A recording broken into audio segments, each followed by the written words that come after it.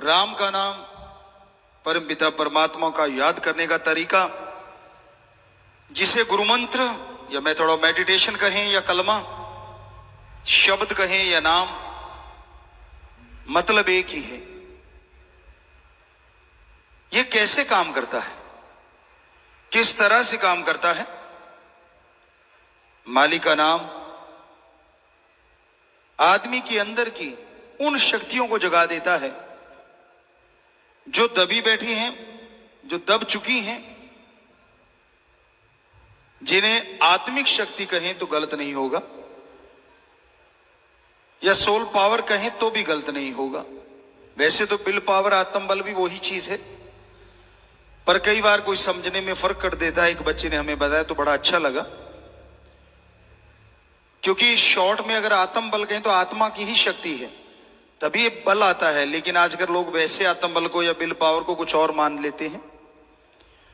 तो आत्मिक शक्तियां जागृत करना ही बेहद जरूरी है, और जब तक वो जागृत नहीं होती, आदमी शांति का अनुभव, खुशी का एहसास नहीं कर पाता। तो आत्मिक शक्तियों को जगाने के लिए एक खुराक चाहिए। जिस तरह बच्चे खेलते हैं, काम धंधा करते हैं, तो उसके लिए बॉडी पावर चाहिए, दिमाग तेज होना चाहिए, तभी यह संभव है। तो उसके लिए आप अलग अलग खुराक लेते हैं, अलग अलग भोजन लेते हैं। आपके कोई ना कोई उस्ताद, कोई ना कोई टीचर, कोई ना कोई कोच आपको शिक्षा देते हैं कि कैसे आप अपने विल पावर को जगा सकते हैं, या अपने आत्म बल को बढ़ा सकते हैं, या अपनी बॉडी पावर को कैसे बढ़ा सकते हैं, कैसे दिमाग को तेज कर सकते हैं। वैसे तो ये कहावत है, अनसुलझी हुई पहेलियों को सुलझाना भी दिमाग को बढ़ाना है। जितना दिमाग ज्यादा लगाओगे उतना ही दिमाग बढ़ता चला जाता है, और जितना दिमाग नहीं लगाना चाहोगे, दिमाग एक तरह से शटर डाउन हो जाता है, बंद हो जाता है। तो जितना ज्यादा इसका इस्तेमाल करोगे उतना ही दिमाग बढ़ेगा, जो आपके पढ़ने में, बिजनेस में, जो भी आप दिमागी कार्य करते हैं उसमें आपकी सहायता करेगा। बॉडी पावर के लिए अलग अलग तरीका बताया जाता है। पुराने टाइमों में घी खा लो भाई, दही खा लो, छाछ पी लो। आज वालों को वो चीज लगता है कि गलत थी, तो आपको नॉलेज के लिए बताना चाहेंगे, ये जो वे प्रोटीन बनता है या प्रोटीन बहुत सारा बनता है, वो छाछ में जो मलाई होती है, एक घर की छाछ होती है ना, गांव वाले बच्चे जानते होंगे। तो घर की छाछ में एक मलाई होती है, जिसके नाम अलग अलग हैं, अलग अलग भाषाओं में। कोई छिड्डी कहता है, कोई मलाई कहता है, कोई कुछ कहता है। आजकल तो अब दूध की मलाई भी खैर छान छान के पीते हैं, पहलवान जो हुए। पर उस समय छाछ क्यों पीते थे लोग? क्योंकि आज वे प्रोटीन भी उस छाछ की मलाई से ही ज्यादा बनाया जाता है, जो ओरिजिनल होता है और ऑर्गेनिक होता है। तो हमारे कोई बुजुर्ग पागल नहीं थे, और कितनी पावर हुआ करती थी, बॉडी पावर।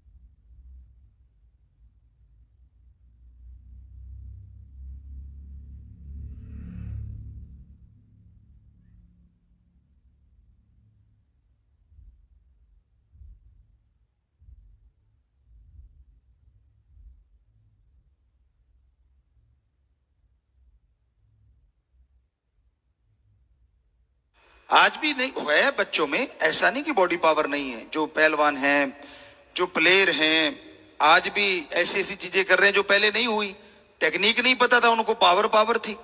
आज टेक्निक सीख गए, वो पावर पहले बहुत ज्यादा थी।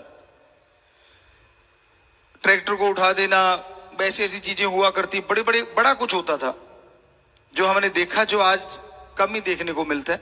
हाँ, टेक्निकली आज ज्यादा परफेक्ट होते जा रहे हैं। इस सब के लिए खुराक निश्चित की जाती है। जिसकी चर्चा हम कर रहे हैं वो वाली खुराक, आत्मिक शक्ति या सोल पावर। आत्मा की खुराक कौन सी है जिससे आत्मिक शक्ति बढ़ जाए, ताकि आपका विल पावर अप होता ही चला जाए। और आपको पता है, जिनके अंदर विल पावर होता है, आत्म बल होता है, वो अपनी आदतों को बदल डालते हैं। और आज कौन सी आदत बदलने की जरूरत है?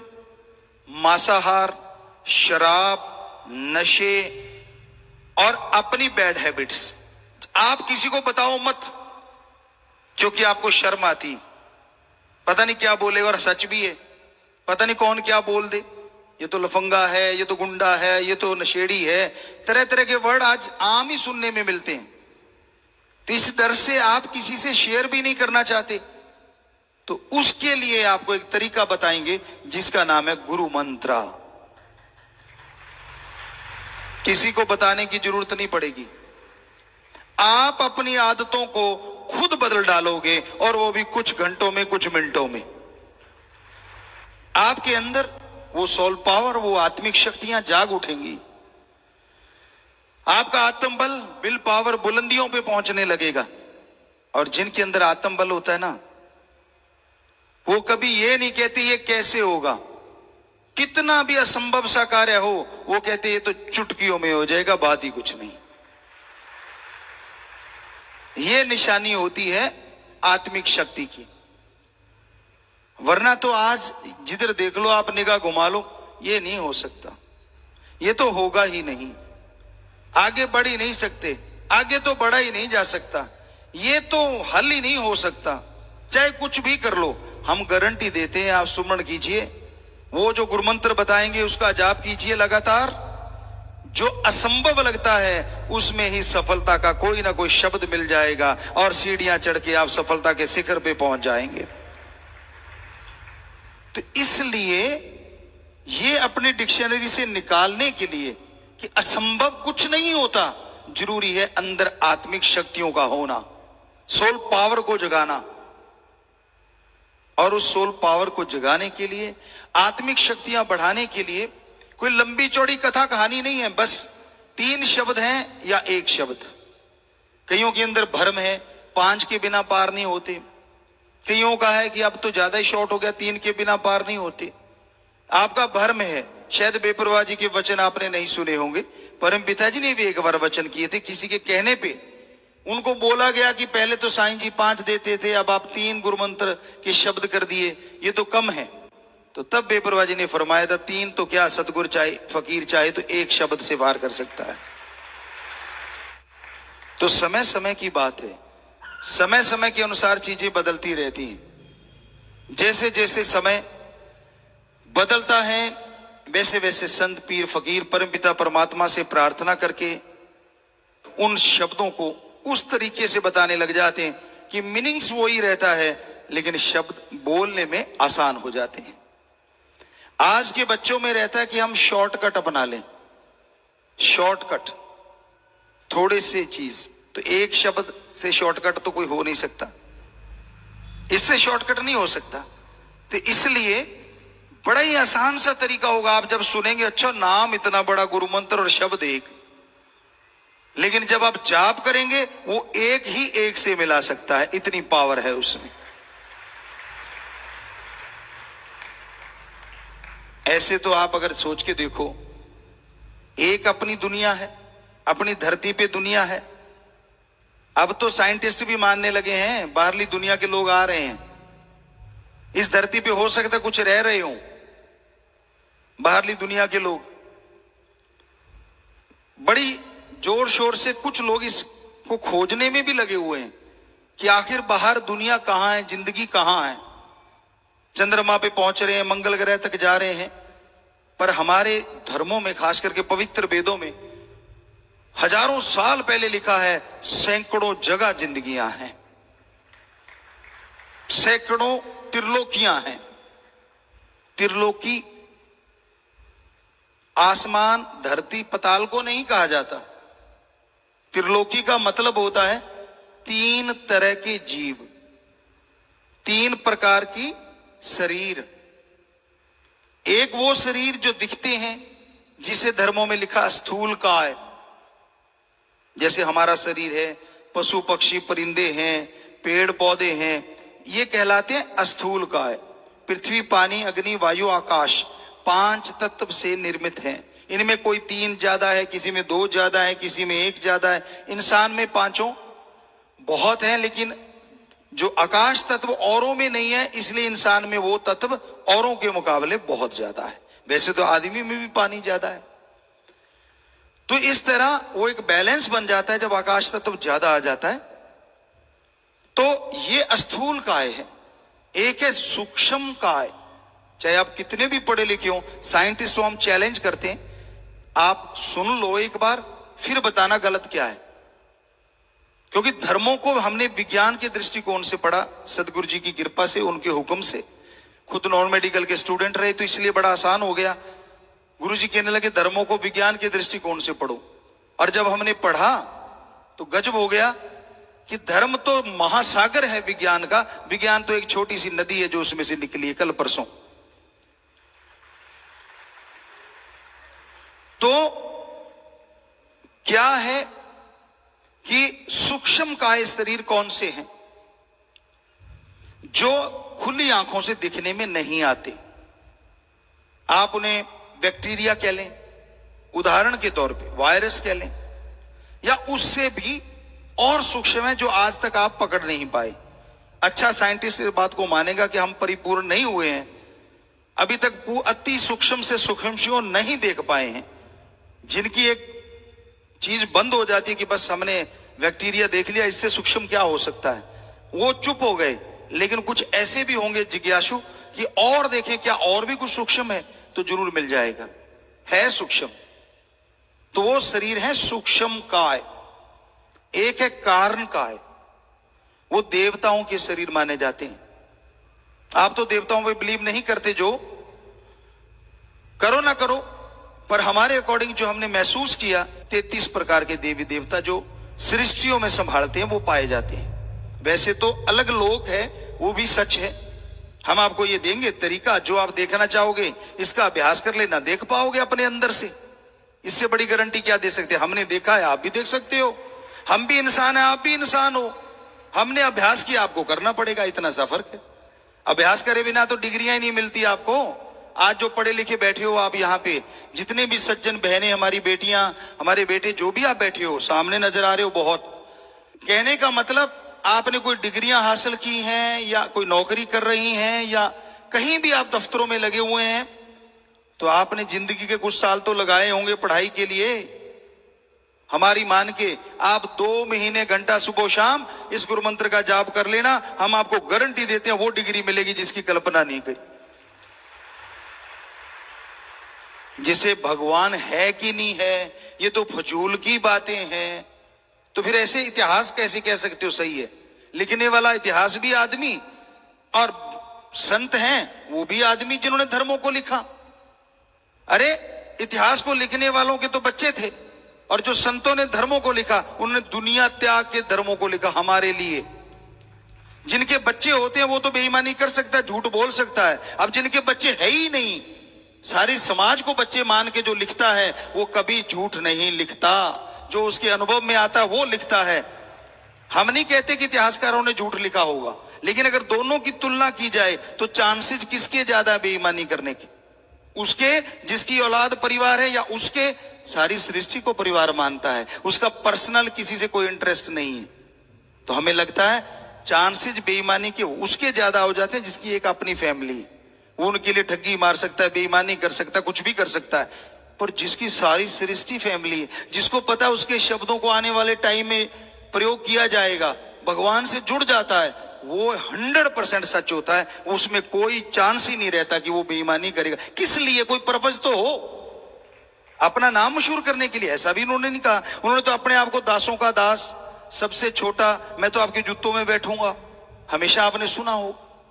तो ऐसी बातें आती हैं संतों महापुरुषों की, जबकि वो इतने बड़े महापुरुष थे, इतने बड़े संत थे।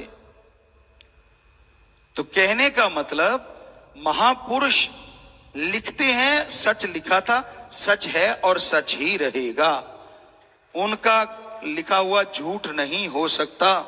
तो ये उनकी बातें आपको बता रहे हैं। कारण का इस शरीर में क्या होता है, वो जब चाहते उनके पास एक पावर होती, जो आजकल आप मैजिक देखते होंगे या किसी फिल्मों में देखते होंगे, हम क्योंकि फिल्में देखते नहीं, हमें पता नहीं, पर बच्चों से सुनते रहते हैं कि भाई आपने ऐसे मैजिक, भाई छोटा हो जाता है फिर बड़ा हो जाता है, कभी लुप्त प्राय हो जाता है, दिखता ही नहीं। सुनने में आया कि ऐसी चीजें आपको कल्पना में फिल्में बना के या ऐसे करके दिखाई गई होंगी।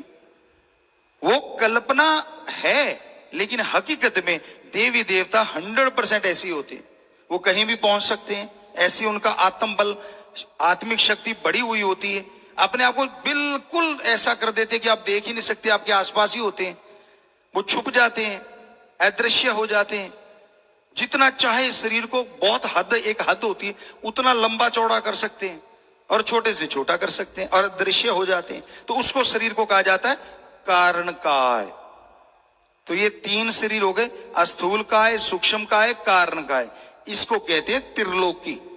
तो ऐसी त्रिलोकियां सैकड़ों जगह है। सो कहने का मतलब जो जिंदगी हम इस धरती पे जी रहे हैं, ऐसी धरतियां सैकड़ों जगह हैं, अगर सीधी भाषा में बोले।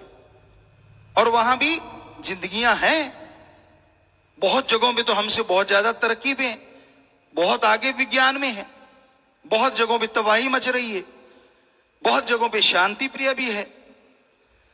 तो कहने का मतलब ये आप अगर देखना चाहोगे, और हैरानी क्या किस बात की है, इन सबको कंट्रोल करने वाला भी एक और सबका हिसाब किताब रखने वाला भी एक है ना। कमाल।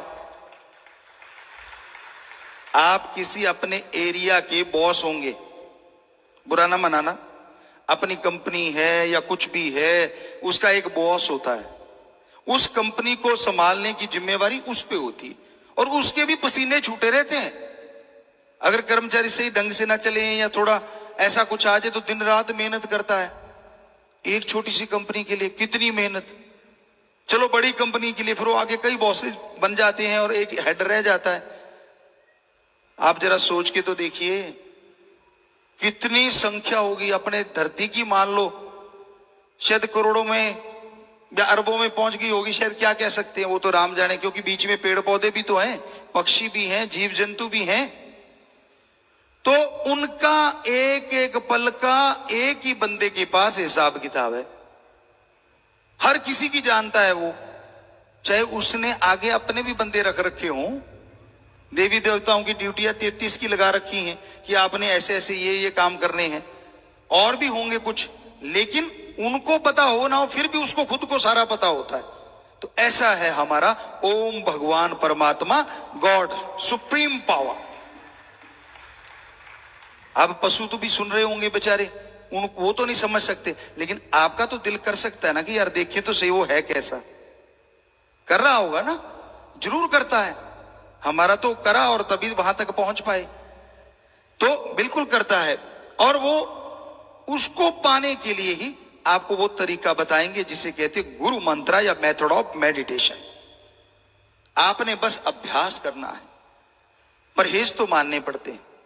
डॉक्टर साहबान यहां बैठे होंगे, बड़े डॉक्टर भी होंगे, कोई बीमारी लग जाए किसी को तो परहेज बताते हैं ना कि बेटा ये नहीं खाना, गला खराब है तो गर्म ठंडा इकट्ठा ना लेना, नजला है तो ठंडी चीजें मत खाया कर, बुखार में ये तो इत्यादि इत्यादि सारी बातें क्या कहें डॉक्टर साहबान, और जो बीमार रहा है उसको पता है, परहेज बताए जाते हैं।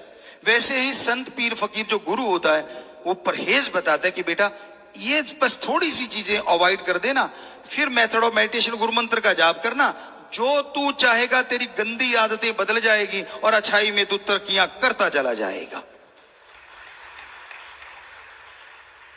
इसलिए हमारे धर्मों में गुरु मंत्र की महत्ता बहुत ज्यादा है। और गुरु मंत्र है क्या? क्या गुरु का मंत्र? जी नहीं, पहले आपको गुरु मंत्र की व्याख्या। गु का मतलब होता है अंधकार और रू का मतलब होता है प्रकाश। दोनों के जुड़ने से बनता है जो अज्ञानता रूपी अंधकार में ज्ञान का दीपक जला दे, वो सच्चा गुरु होता है। बदले में कुछ ना ले, पैसा चढ़ावा, अपनी मान बढ़ाई, मेरी जय जयकार करो, नहीं। हां, क्योंकि आप सब में मुझे मेरा राम भगवान दिख रहा है। हो सकता है किसी को इधर भी दिख रहा हो शरीर, तो ये भी इंसान का है। पर इसका मतलब ये नहीं है कि हम भगवान बन गए। हम तो भाई आपके चौकीदार सेवादारी हैं। हमारा काम ही है सेवा करना, आपकी सेवा के लिए। आपके नौकरों के भी चौकीदार हैं हम, तो उनके भी सेवादार हैं, उनके भी नौकर हैं। कैसे?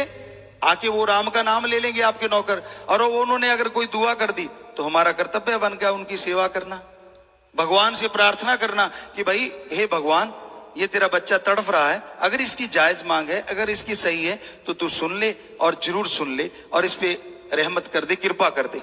तो वो सुन लेता और कृपा कर दे देता है, तो हमारी नौकरी पक्की हो गई कि हाँ, राम जी ने हमारी सुन ली, और आपके नौकर के भी हम नौकर हो गए, क्योंकि उनकी बात के आगे हमने पालना की।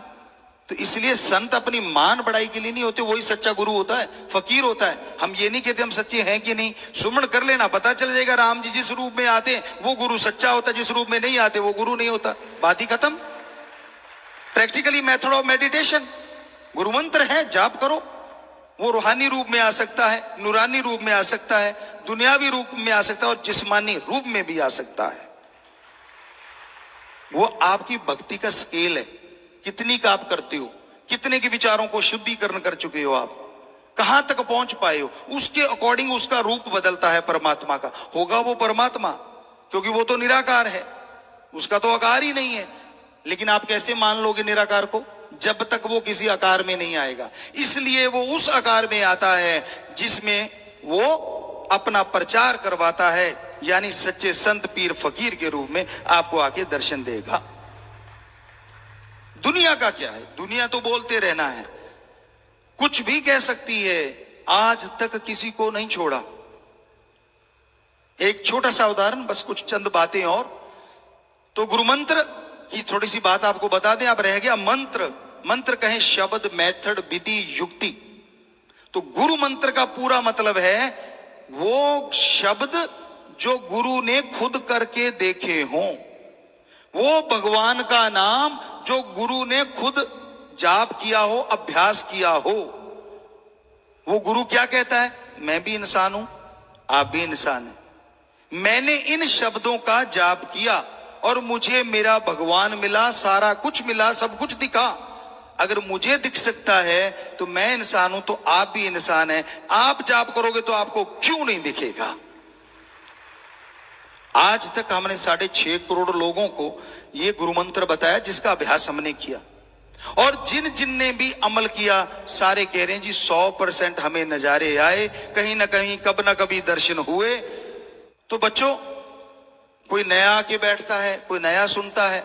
जरा सोचिए, अगर ये 6.5 करोड़ में से लगभग जिन्होंने अभ्यास किया 95 से 100% तक लोगों को वो नजारा आया, तो आपको क्यों नहीं आएगा? भगवान ने क्या आपका कोई दुश्मनी है?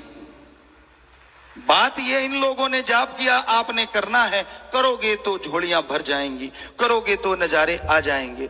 अभ्यास बिना कुछ नहीं। संत सिखाते हैं। एक टीचर, उदाहरण, एक टीचर, एक मास्टर, एक लेक्चरर क्लास में आता है, क्या करता है?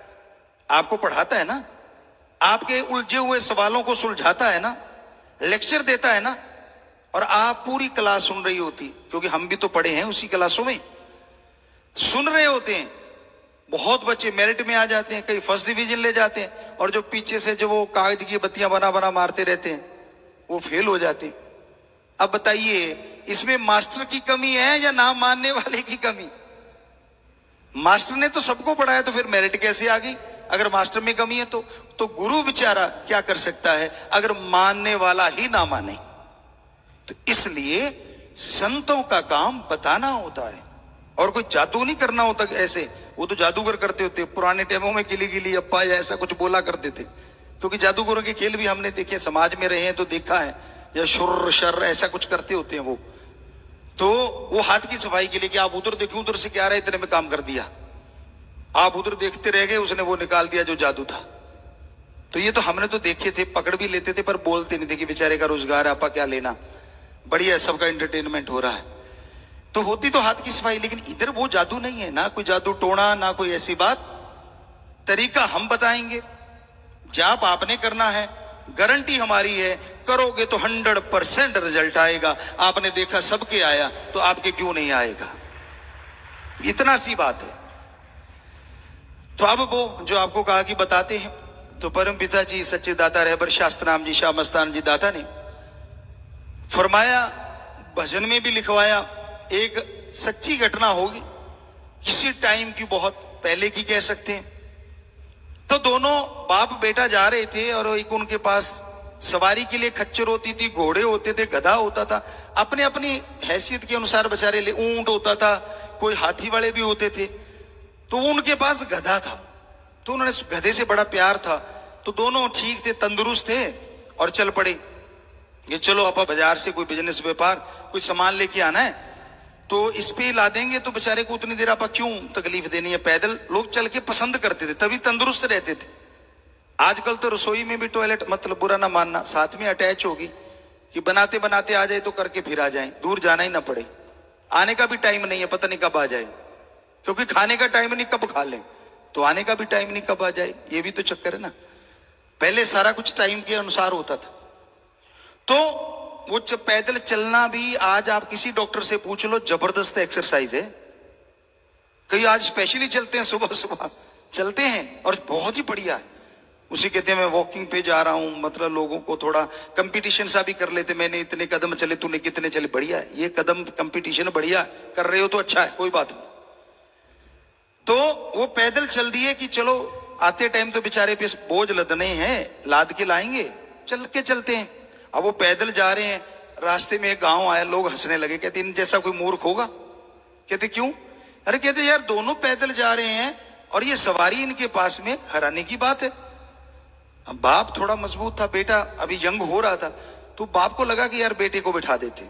उसने बेटे को बिठा दिया और खुद आगे उसकी वो रस्सा जो होता वो कंधे पे डाला और चल पड़ा।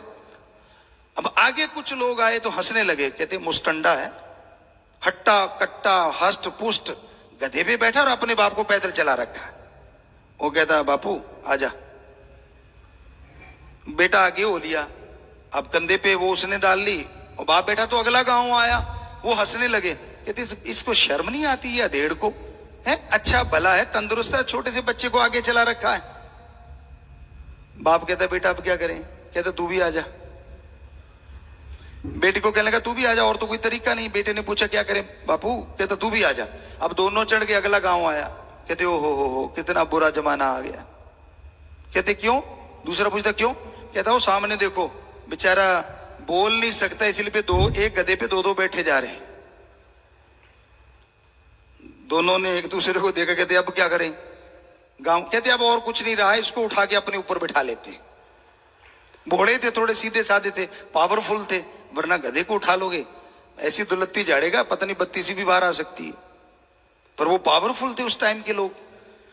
उन दोनों ने उसको उठाया और कंधे पे रख लिया, पुल पार करने लगे। या तो उनको किसी गधे को तेल की वो स्मेल आ गई, बेपरवाही फरमाया करते थे कि शायद कोई मिट्टी का या कैरोसिन उस समय होता था, तेल वगैरह, या किसी चीज की स्मेल आ गई। तो वो पुल के ऊपर से जा रहे थे, तो गधे को छींक आई, दुलत्ती सी झाड़ी उसने, वो हाथ से छूट गया, धड़ाम करके नदी में गया। अब दोनों बैठे वहां रो रहे हैं कि अब ये क्या हो गया। तो हमारा कहने का मतलब, आज तक क्या आपने सुना है किसी ने पूरी दुनिया को खुश कर दिया हो? हमने तो नहीं सुना। बुजुर्गों से बेपरवाही से पूछा, उन्होंने भी बताया कि कभी नहीं सुना। तो इस दुनिया को खुश करने के चक्कर में अपना कबाड़ा मत करवा बैठना। ये तो ना तो किसी पे खुश हुई है। श्री रामचंद्र जी आए, विष्णु जी के अवतार, कृष्ण जी के रूप में आए, विष्णु जी के अवतार, उनको नहीं छोड़ा, 14 साल वनवास जाना पड़ा। तो आम आदमी की तो औकात क्या है? ये दुनिया नहीं किसी को छोड़ती, लेकिन अगर रास्ता सच्चा है, दृढ़ता से चलते जाओ। राम जी आपके साथ हैं, परमपिता परमात्मा आपके साथ।